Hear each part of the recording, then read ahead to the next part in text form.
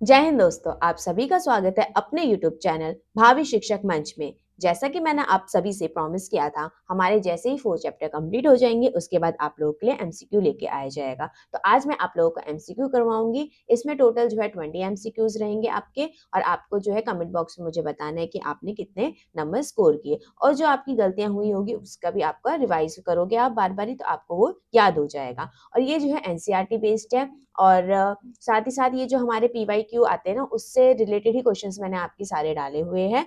तो ये जो है आपका सारे एग्जाम्स के लिए काफी ज्यादा इंपॉर्टेंट है। जैसे कि आपका बीपीएससी टीआरई 4.0 हो गया, जो आपको पता होगा कि आप सितंबर में जो आपका एग्जाम होगा। D triple S B, C TET, H TET, super TET, SSC, PCS और अदर जो कॉम्पिटेटिव एग्जाम्स होते हैं उनके लिए आपके लिए इंपॉर्टेंट है।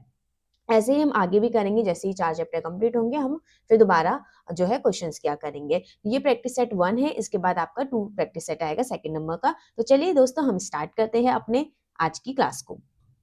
तो हमारा सबसे पहला क्वेश्चन है, निम्नलिखित में से राख के अवशेष किस पुरास्थल से मिले हैं।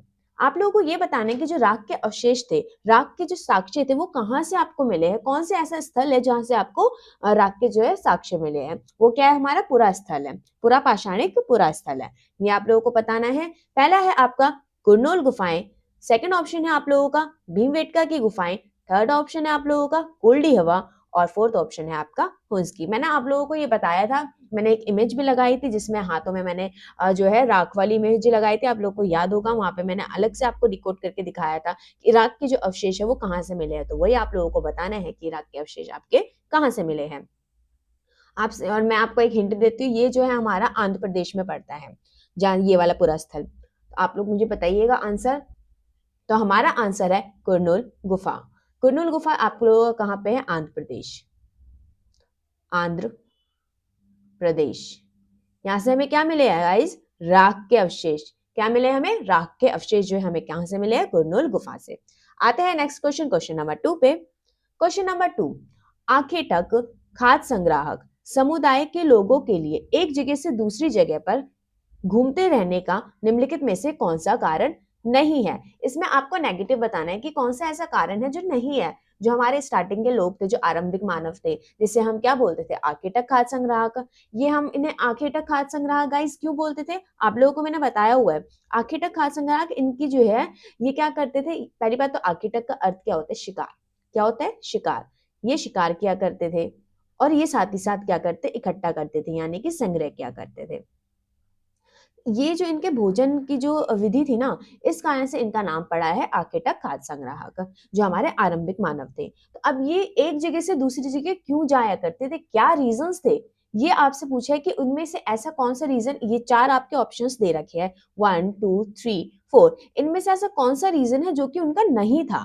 तो मैं आपको 4 रीजंस मैं बता ही देती हूँ, कौन कौन से हमारे 4 रीजंस थे। 4 रीजंस। कौन कौन से हमारे गाइस 4 रीजन थे। पहला हमारा था, जैसे एक मानव हो गया। अब यहाँ पे पेड़ है, 2 पेड़ थे, इसमें फ्रूट्स वगैरह लगे हुए हैं। वहीं पे हमारी 2 बकरी है, इस वाले एरिया में 2 बकरियां हैं। और हमारा क्या है, हमारे हो जाएंगे 2 पेड़ हो जाएंगे, 2 पेड़ है और 2 बकरियां है। तो अब इस मानव ने क्या किया, इसने जो है संडे को ये वाला पेड़ खा लिया, मंडे को इसने बकरी खा ली, ट्यूसडे को इसने ये वाले पेड़ के फ्रूट्स खा लिए या वेजिटेबल्स खा लिए, और वेडनेसडे को इसने ये बकरी खा ली। अब इस एरिया का ये खाना तो खत्म हो गया, अब तो यहाँ कुछ बचा ही नहीं। अब ये तो है नहीं कि मानव वहां पे भूखा मरता रहेगा, जी नहीं। वो क्या करेगा, अब वो जो है दूसरी जगह जाएगा जहां पे उसे और बकरियां मिल जाए, या और भी जो भी इसको खाने की चीजें होती है वो जो है उसको प्राप्त हो जाए, पेड़ मिल जाए, पेड़ में जो फ्रूट्स वेजिटेबल्स ये सब कुछ मिल जाए। तो अब ये क्या करेगा, एक जगह से क्या क्या इसने, एक जगह से ये चल पड़ा दूसरी जगह, ये मानव।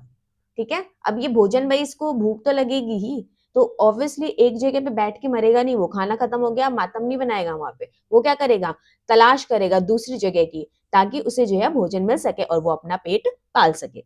फर्स्ट रीजन हमारा आप लोगों को समझ आ गया होगा क्या रहा है। सेकंड रीजन, सेकंड रीजन क्या रहा होगा, जैसे कि ये बकरी है, इस यहाँ पे ना दूसरे एरिया में चारा है, जो भी घास फूस सर खाते हैं वो है ये हमारा। अब ये बकरी क्या करेगी, अपने चारे की तलाश में एक जगह से दूसरी जगह गई, ये गई यहाँ पे अपना चारा खाने के लिए, क्योंकि इसका भोजन क्या है, ये है, और ये है मानव। मानव का भोजन क्या है, मानव का भोजन है ये, देखो कितना चतुर लग रहा है, बकरी खानी है इसको। अब ये बकरी के पीछे पीछे पीछे जाएगा, ऐसे ही ये दूसरे स्थान पे ये भी पहुंच जाएगा बकरी के पीछे पीछे। एक रीजन आपका ये हो जाता है। तीसरा रीजन आपका क्या है, पानी।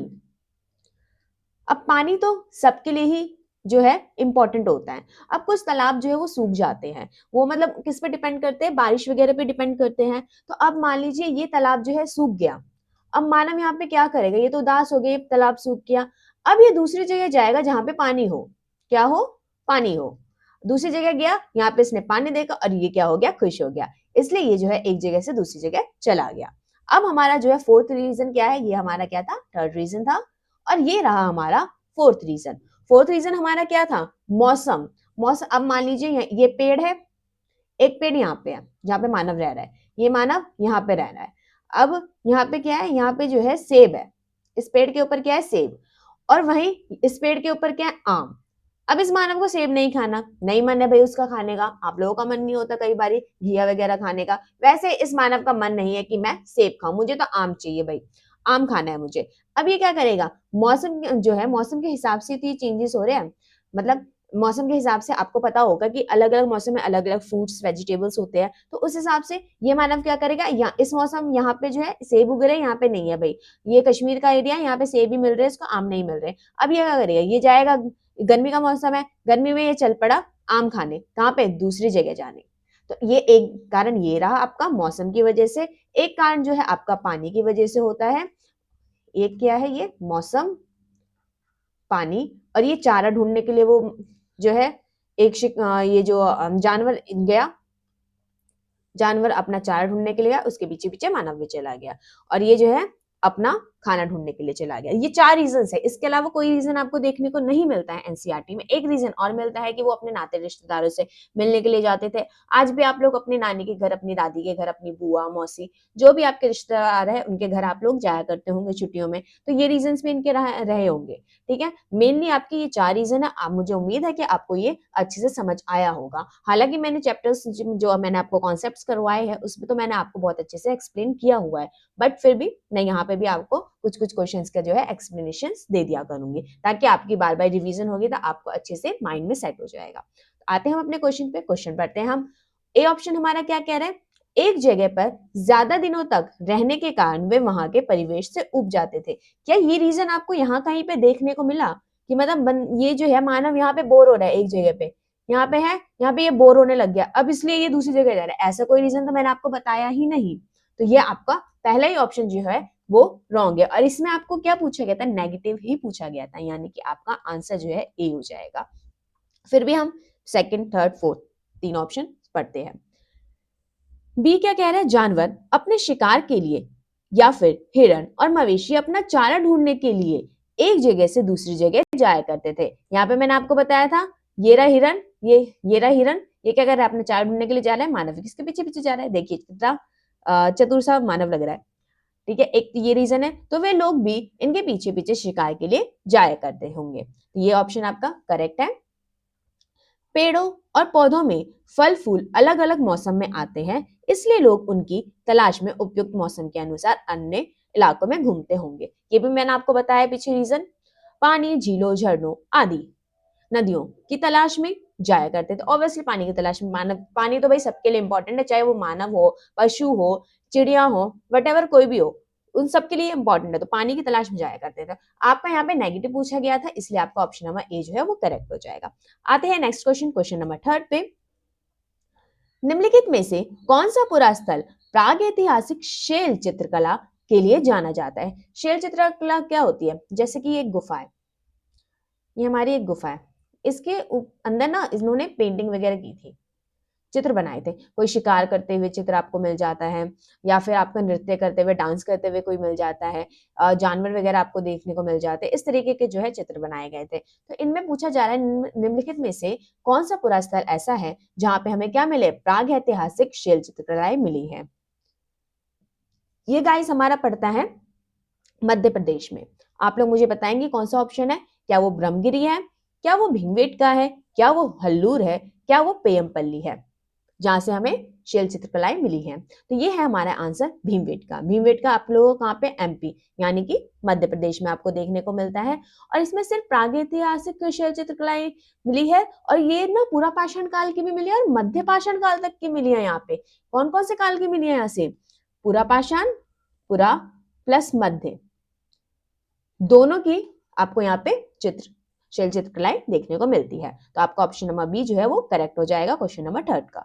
आते हैं क्वेश्चन नंबर 4 पे। Question number 4, Mehrgarh. पहली बात तो मेहरगढ़ है कहाँ पे, मैं आप लोगों को ये मैप के थ्रू बताती हूँ। पूरा इंडिया का मैप बनाने की तो वैसे जरूरत नहीं है, तो मैं पूरा नहीं बनाऊंगी, ठीक है। आगे देख लीजिएगा, ये हमारा इंडिया है, ये हमारा हो जाएगा पाकिस्तान, हमारा नहीं है वैसे, और ये हमारा हो जाएगा अफगानिस्तान, ये भी हमारा नहीं है, अलग देश है दोनों ही, अफगानिस्तान। तो आप लोगों को पूछ रहा मेहरगढ़, मेहरगढ़ हमारा कहाँ है, ये हमारा बलूचिस्तान। आप लोगों को पता है पाकिस्तान में ही बलूचिस्तान है, जहाँ पे काफी आजकल वाद विवाद चल रहे हैं पाकिस्तान और बलूचिस्तान के बीच में। और ये मेहरगढ़ जो हमारा बलूचिस्तान में ही, बलूचिस्तान प्रांत में पड़ता है, जो कि आज के पाकिस्तान के अंदर ही है। तो आपका ये कहाँ पे है, बलूचिस्तान। बलूचिस्तान कौन सा दर्रा, बोलन दर्रा, बोलन दर्रा। तो हम पढ़ते हैं कथन क्या है हमारा, मेहरगढ़ से प्राप्त कब्रों में मृतकों के साथ कुछ सामान भी रखा जाता था। पता है यहाँ पे जो कब्र मिली है, जैसे ये एक व्यक्ति है, मर चुका है, ये साइड बना देती हूँ मैं इसको, मर गया, ठीक है। अब इसके साथ जो है बर्तन दफना दिए जाते थे। बर्तन कैसे बनाऊं मैं, इस तरीके से बना देती हूँ, बर्तन हो गए, आभूषण हो गए, इस तरीके से इसके साथ दफना दिए जाते। बकरी और भी दफनाई जाती थी, पता है आपको, कहीं कहीं से मिला कि बकरी भी दफनाई जाती थी। अब ये ऐसा क्यों करते थे, ऐसा तो ये करते थे, मैंने आप लोगों को बता दिया, मेहरगढ़ में ये होता था। मेहरगढ़ के लोगों का मानना था कि मृत्यु के बाद भी जीवन है। ये बात बिल्कुल सत्य है कि वो ये लोग मानते थे मृत्यु के बाद भी जीवन है, मृत्यु के बाद भी वो इन चीजों का यूज करेंगे। जो बर्तन हम रख रहे हैं, जो हम गहने रख रहे हैं, या हम जो बकरी रख रहे हैं, खाने की चीजें रख रहे हैं, उसका ये जो है मृत्यु के बाद ये क्या करेगा, ये चला गया परलोक, ये मर गया, ये क्या हुआ, ये परलोक चला गया, वहां पे ये बकरी बैठ के खाएगा, ये बर्तन वगैरह का भी यूज करेगा। ये इन लोगों का मानना था कि मृत्यु के बाद भी जीवन होता है। तो दोनों ही आपके कारण और कथन जो है सही है, और ये एक दूसरे का स्पष्टीकरण भी कर रहे हैं, यानी कि ऑप्शन नंबर ए जो है आपका करेक्ट आंसर है। Next question, question number 5। Question number 5 में क्या बोल रहे हैं, निम्नलिखित में से कौन से नवपाषाणिक पुरा स्थल है। आपको ये बताना है, सही उत्तर बताना है, ठीक है। आप लोगों को ये बताना है कि कौन से ऐसे पुरा स्थल है जो कि नवपाषाण कालीन है। वो पूरा पाषाण कालीन या मध्य पाषाण कालीन की बात नहीं कर रहा है, यहाँ पे सिर्फ और सिर्फ नवपाषाण कालीन पुरा स्थलों को आपको बताना है।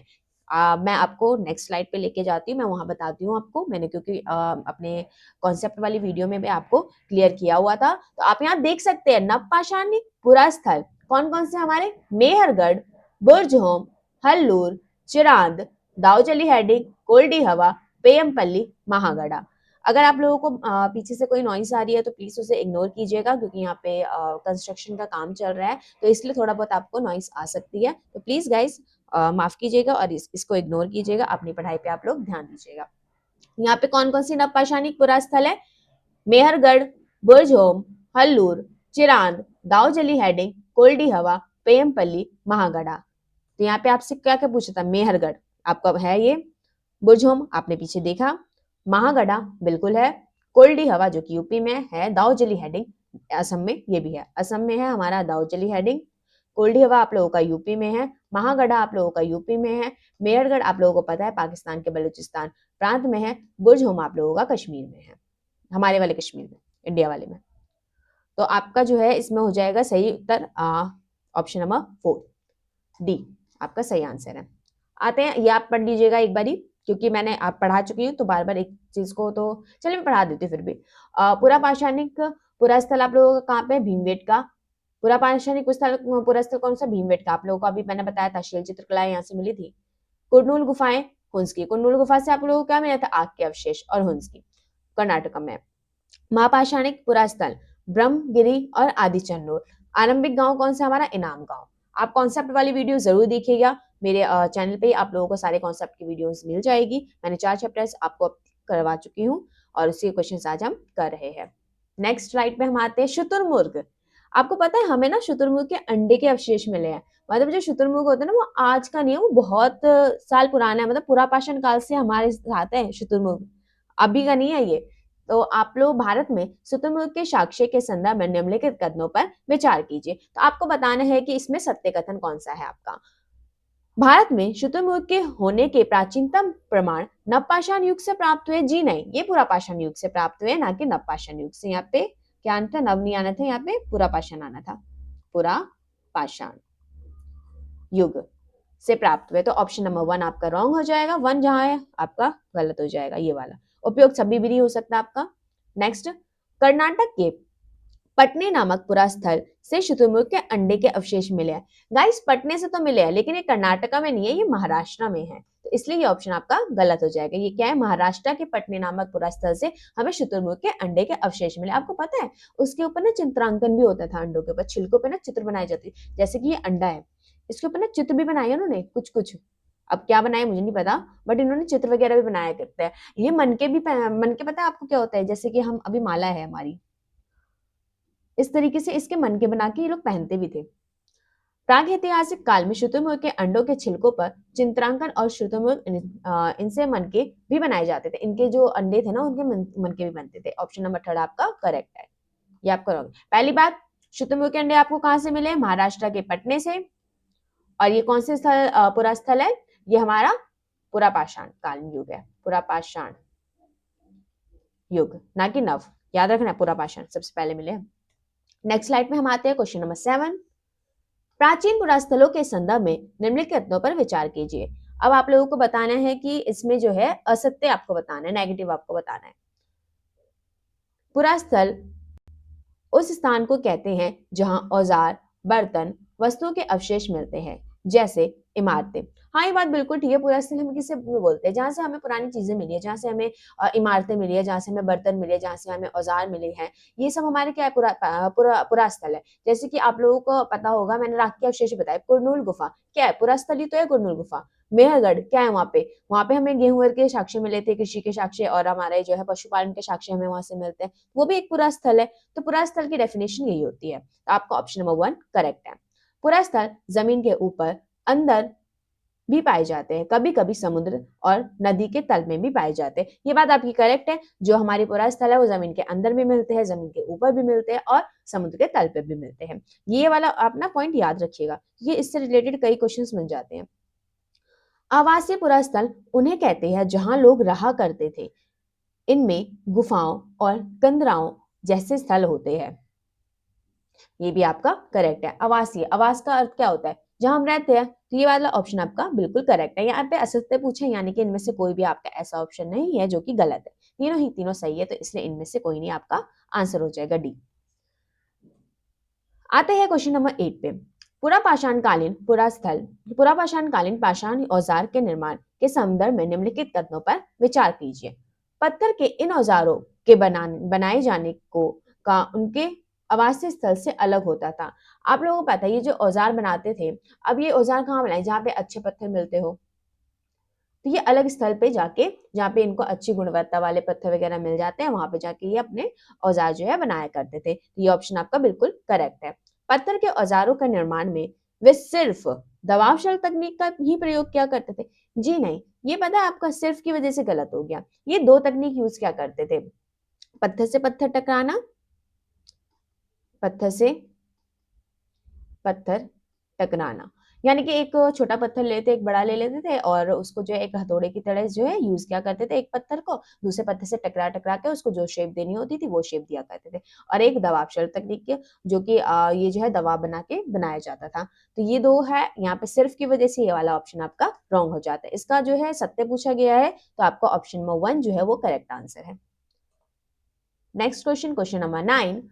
मनुष्य द्वारा सर्वप्रथम कौन सी फसलों का उपजाने की शुरुआत की गई थी। सबसे पहले कौन सी फसलें उपजाई गई थी, आपको मैं बताती हूँ। पहली बात तो ये 8000 ईसा पूर्व हुई थी, और ये हुई थी सुलेमान और गिरधर पहाड़ी। फर्स्ट चैप्टर में ही आपका सुलेमान एंड गिरधर पहाड़ी। ये आपका कहाँ पे है, ये हमारा इंडिया है, ये पाकिस्तान है। मैं इस तरीके से इंडिया बना देती हूँ। इंडिया, पाकिस्तान, ये है अफगानिस्तान। क्या है ये? अफगानिस्तान। यहीं पे आपकी सुलेमान और कीथर पहाड़ी देखने को मिलते हैं। 8000 साल पहले यहाँ पे गेहूं और जौ के साक्ष्य आपको देखने को मिलते हैं, यानी कि ऑप्शन नंबर सी आपका करेक्ट है। ऑप्शन नंबर डी है ये सी ऑप्शन जो है आपका बिल्कुल करेक्ट है। आते हैं नेक्स्ट क्वेश्चन, क्वेश्चन नंबर 10 पे।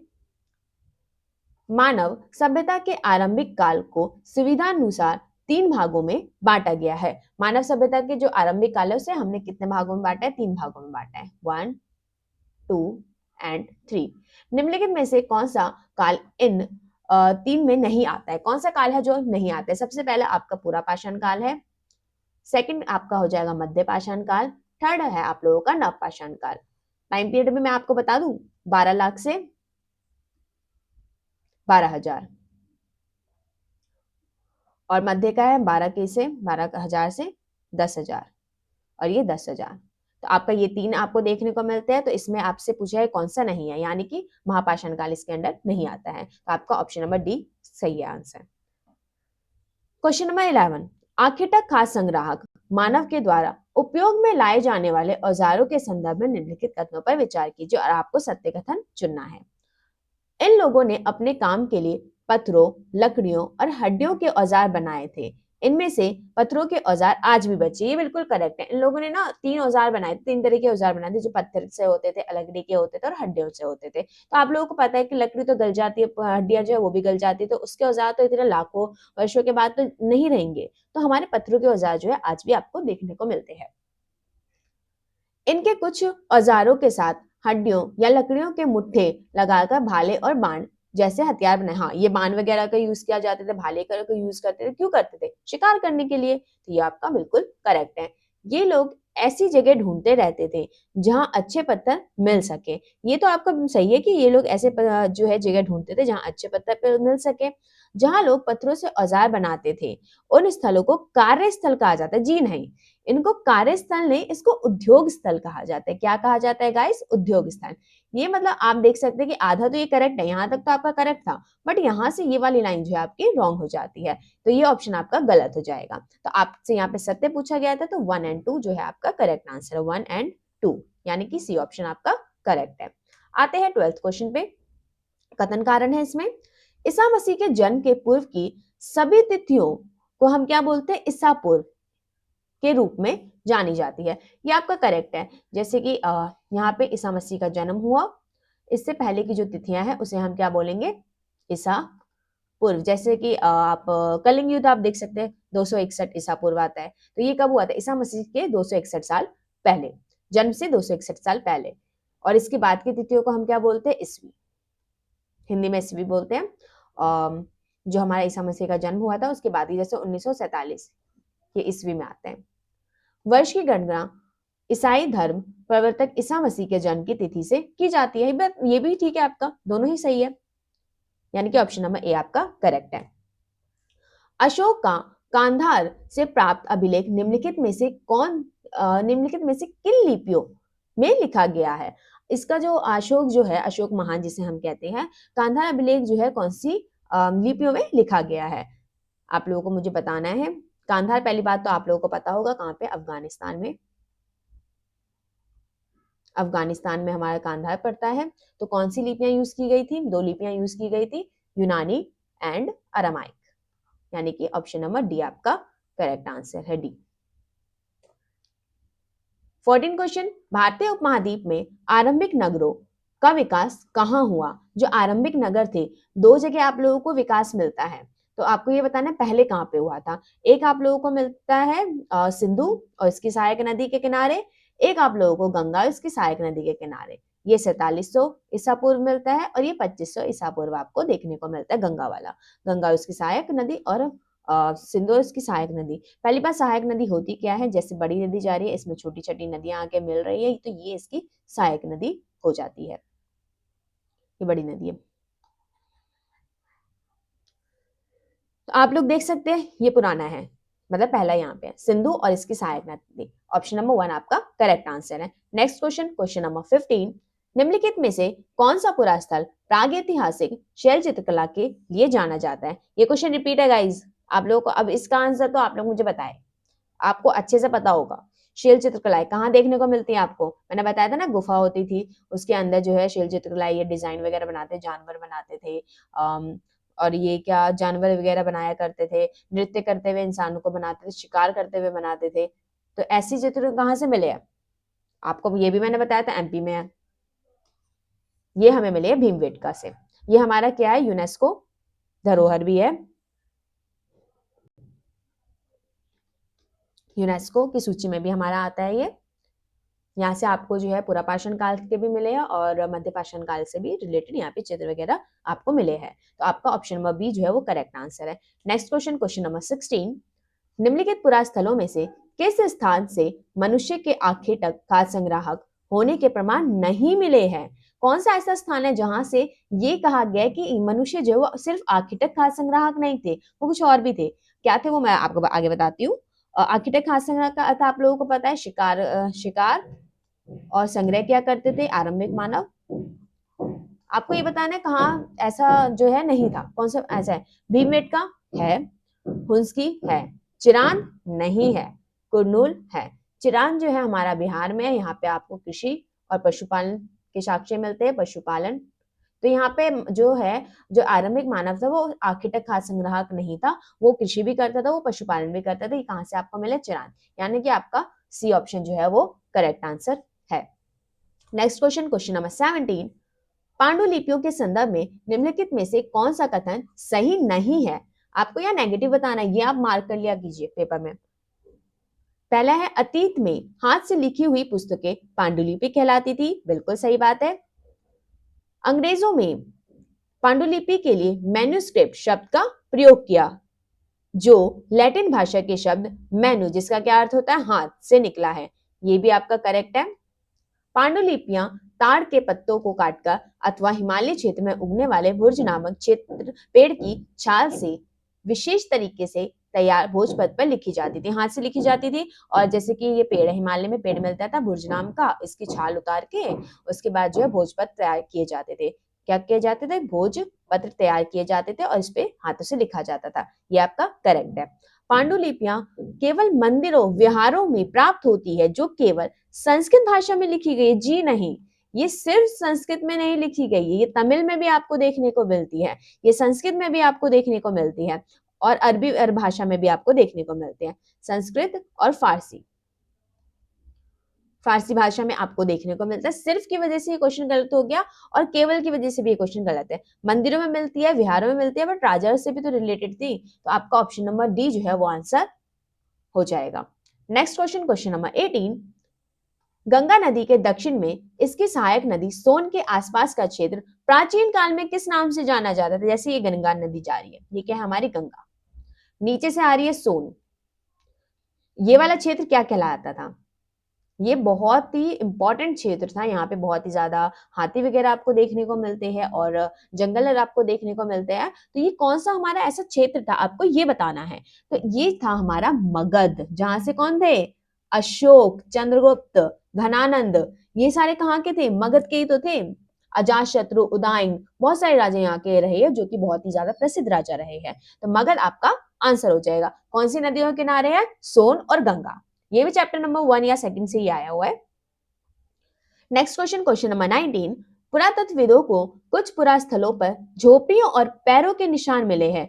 बुर्जहोम पुरास्थल से प्राप्त ऐसे साक्ष्यों के संदर्भ में निम्नलिखित कथनों पर विचार कीजिए। बुर्जहोम कहाँ पे है? पहली बात, ये हमारा कश्मीर में है, हमारे प्यारे कश्मीर में है। फर्स्ट हमारा आता है, यहाँ के लोग गड्ढे के नीचे घर बनाते थे, इन घरों को गर्तावास कहा जाता है। बिल्कुल सही बात है, जैसे कि जमीन है, यहाँ पे गड्ढा खोद के ये घर बनाते थे, ठीक है, यहाँ पे आग वगैरह भी देखने को मिली है, सब कुछ है।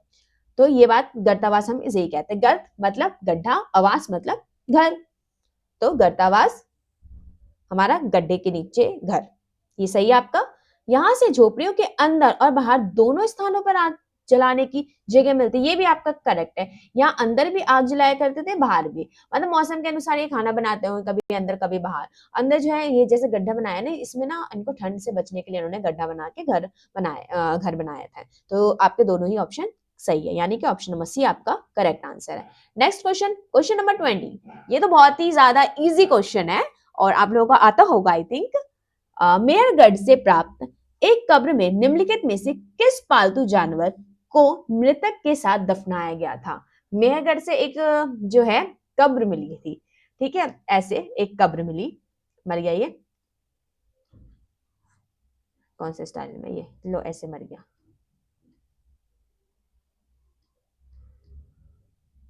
इसके ऊपर लकड़ी बिछा दी, ठीक है, ये मर गया, कफन बिछा दिया इसके ऊपर, मुंह तक नहीं बिछाया मैंने, ठीक है, फेस कैसे दिखेगा आप लोगों को।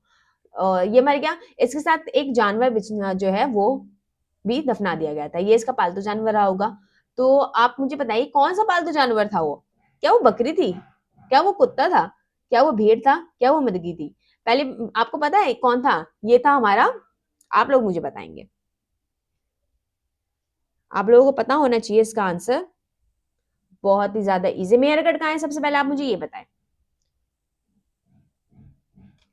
आपको मैंने बताया हुआ है, ये हमारा इंडिया है, साथ में पाकिस्तान है, इसी के बलूचिस्तान प्रांत में आपको मेहरगढ़ देखने को मिलता है। तो मैंने अभी इसी जो है वीडियो में आपको स्टार्टिंग में ही बताया है, बकरी, क्या आंसर है इसका? बकरी। और कुत्ते को तो सबसे पहले पालतू बनाया गया था, बकरी को साथ में दफनाया गया था ताकि मतलब परलोक में जाके वो बकरी खाएगा, ये मानते थे ये लोग। ठीक है गाइस, तो हमारे जो है टोटल 20 क्वेश्चंस थे इसमें, तो आप लोग मुझे कमेंट बॉक्स में स्कोर बताइएगा, आपके कितने क्वेश्चन सही हुए। मुझे उम्मीद है कि आपके सारे क्वेश्चन सही होंगे, क्योंकि मैंने आपको कॉन्सेप्ट में सारे के सारे ही पढ़ाए हैं, आपको याद होने चाहिए गाइज।